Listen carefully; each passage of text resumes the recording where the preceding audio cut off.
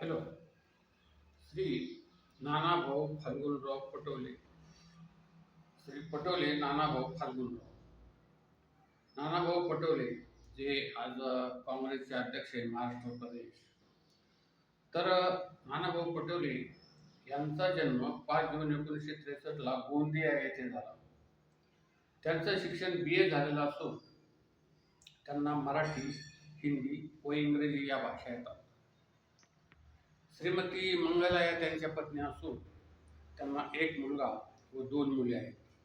शेती, व्यापार, राजकीय, समाजकार्य वगैरे त्यांचे व्यवसाय असून भारतीय राष्ट्रीय काँग्रेसचे ते कार्यकर्ते, नेते, उमेदवार म्हणून ते काम करतात. 62 साकोली जिल्हा भंडारा या मतदारसंघातून ते 2019 मध्ये भारतीय राष्ट्रीय काँग्रेसतर्फे निवडून आलेले आहेत महाराष्ट्र विधानसभेवर. तर त्यांनी विद्यार्थी चळवळीत सक्रिय सहभाग घेतलेला असून NSUI ते सदस्य होते. त्यानंतर विदर्भ मार्केटिंग फेडरेशन म्हणून जी संस्था आहे त्याचे ते सदस्य. त्यानंतर विदर्भ वैधानिक विकास महामंडळाचे सदस्य आणि त्यांनी धानाच्या प्रश्नासाठी मोठं आंदोलनही केलेलं आहे. युवक काँग्रेसचे ते सदस्य. तसेच OBC संघटना बांधणीसाठी त्यांनी मेळाव्याचं आयोजन केले. या समाजासंबंधीचा काळाजिया रद्द करण्यासाठी त्यांनी विशेष प्रयत्न केलेले आहेत. सामूहिक विवाह सोहळ्याचं त्यांनी आयोजन केलेले आहे. अनेक मंदिरांचा जीर्णोद्धार केला. नाट्य अकादमीच्या कलादर्पण संस्थेला शासकीय अनुदान मिळवून दिलं. वृद्ध कलावंतांना मानधन मिळवून देण्यासाठी प्रयत्न केलेला आहे त्यांनी. गरीब व रुग्ण व विद्यार्थ्यांना त्यांनी मदत केलेली आहे. वन जमिनी मुक्त करण्यासाठीच्या आंदोलनात 8 दिवस ते सेंट्रल जेलमध्ये त्यांनी कारावास भोगलेला आहे. 8 दिवस. त्यानंतर विदर्भातील धान उत्पादक शेतकऱ्यांना 20 कोटी रुपयाची शासकीय मदत त्यांनी मिळवून दिलेली आहे.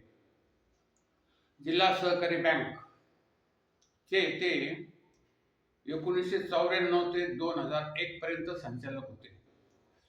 त्यानंतर विदर्भ कोऑप सोसायटीचे ते 1995 ते 2003 पर्यंत संचालक होते. त्यानंतर जिल्हा परिषद भंडाऱ्याचे ते 1992 ते 1997 पर्यंत सदस्य होते. त्यानंतर महाराष्ट्र विधानसभेवर 1999 ते 2004, 2004 ते 2008 आणि 2009 ते 2014 आणि 2019 ते 2024 असे त्यांनी आमदार म्हणून ते राहिलेले आहेत महाराष्ट्र विधानसभेवर. डिसेंबर 2008 मध्ये धान उत्पादक शेतकऱ्यांच्या व विदर्भाच्या प्रश्नावर शासनाने न्याय दिला नाही म्हणून आमदारकीचा राजीनामा दिला त्यांनी 2008 ला. आणि पुढे त्यांनी भारतीय जनता पक्षामध्ये प्रवेश केला. त्यानंतर 2014 ते 2017 मध्ये ते भारतीय जनता पक्षाचे लोकसभेचे सदस्य म्हणून त्यांनी काम केलेले आहे.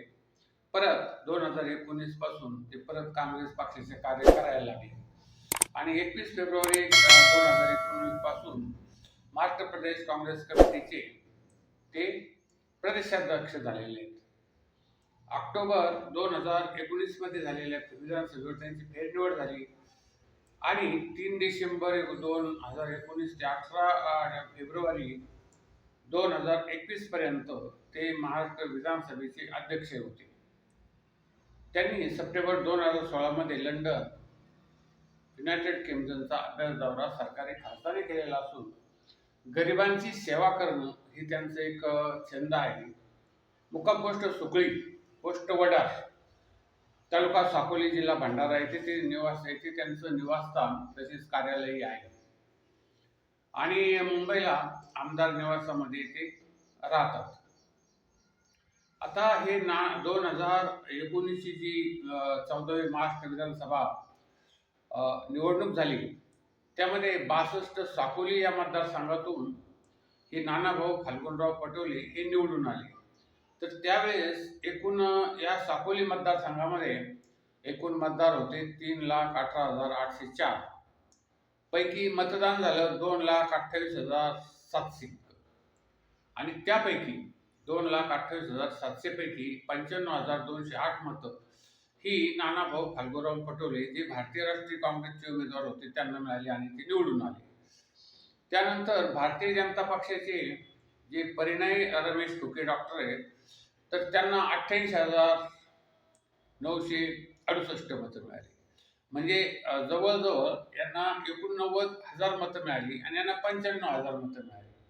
तर फक्त 6,000च्या फरकाने ते निवडून आलेले आहेत. आणि त्यानंतर येथे सेवक भाऊ वाघाळे हे वंचित बहुजन आघाडीचे होते. त्यांना 34,436 इतकी विक्रमी मतं मिळाली. खूप. त्यानंतर बहुजन समाज पार्टीचे डॉक्टर प्रकाश मालगवे हे बहुजन समाज पार्टीचे होते. त्यांना 3,650 इतकी मतं मिळाली आणि नोटाला 1,543 इतकी मतं मिळाली. तर यावेळेस फक्त 6,000च्या मतांनी हे नानाभाऊ या मतदारसंघातून निवडून आलेले सापोली 62 काँग्रेसतर्फे. तर आता यावेळेस परिस्थिती कशी होईल हे सांगता येत नाही, कारण आता काँग्रेस सोबत शरद पवार गट आणि उद्धव बाळासाहेब ठाकरे गट असे 2 गट आहेत आणि हे 3 मिळून एकमेकाचा प्रचार करणार आहेत, एकमेकाच्या उमेदवाराला बळ देणार आहेत, एकमेकाचे कार्यकर्ते जपणार आहेत, असा प्रश्न यावेळेस होणार आहे. परंतु या निवडणुकीमध्ये जे 5,000 6,000च्या मतांनी जे निवडून आलेले आहेत, तेथे जर तुल्यबळ उमेदवार निवडून दिला तर कदाचित येथे एकंदरीत विजयाचा पराजय होऊ शकतो. म्हणून यावेळेस आता नेमकं काय घडणार हे जरी माहीत नसलं तरी यावेळेस मात्र एक महत्त्वाची गोष्ट घडणार आहे की ती म्हणजे यावेळेस नवीन चेहरे खूप निवडून येणार आहेत आणि जे जुने लोक आहेत की जे परत त्याच मतदारसंघातून निवडून येतात, अशा लोकांना अद्यापपर्यंत लोकशाही समजलेली नाही असा एक भाग यामध्ये येतो. आणि जे परत एकदा निवडून गेले की ते परत सत्ता सोडायला तयार नसतात. म्हणजे हा जो खेळ झालेला आहे तो या निवडणुकीच्या माध्यमातून थोडाफार कमी होईल अशी अपेक्षा आता वाटते. पण नेमकं काय घडेल हे आता लवकरच निवडणुकीमध्ये समजेल. आमचा हा ATM न्यूज वर्ल्ड चॅनल हा संपूर्ण भारतात, महाराष्ट्रात सर्वत्र, कोल्हापूर पासून चांद्यापासून बांद्यापर्यंत आणि एकंदरीत सर्व श्रेष्ठ म्हणजे धुळे, जळगाव पासून नंदुरबार पासून तर कोल्हापूर पर्यंत सर्व लोक आवडीने बघत असतात. कारण आम्ही त्यामध्ये जी माहिती देत असतो ती एक चांगल्या पद्धतीची माहिती देत असतो, उमेदवारांची माहिती देत असतो, लोकांनी काय करायला पाहिजे, कशा पद्धतीने करायला पाहिजे हे सांगत असतो. तर आमच्या ATM न्यूज वर्ल्ड या चॅनलला आपण जास्तीत जास्त सबस्क्राईब करा पहिलं. त्यानंतर आपल्या मित्रांना हा व्हिडिओ शेअर करून जास्तीत जास्त हा व्हिडिओ शेवटपर्यंत बघत जा. 2. त्यानंतर या व्हिडिओला लाईक करा, या चॅनलला लाईक करा आणि जास्तीत जास्त लोकांनी या चॅनलला सबस्क्राईब करा. म्हणजे तुमच्या सबस्क्राईबमुळं या चॅनल अधिकाधिक लोकांपर्यंत पोहोचू शकतो. तर या चॅनलला जास्तीत जास्त सबस्क्राईब करा.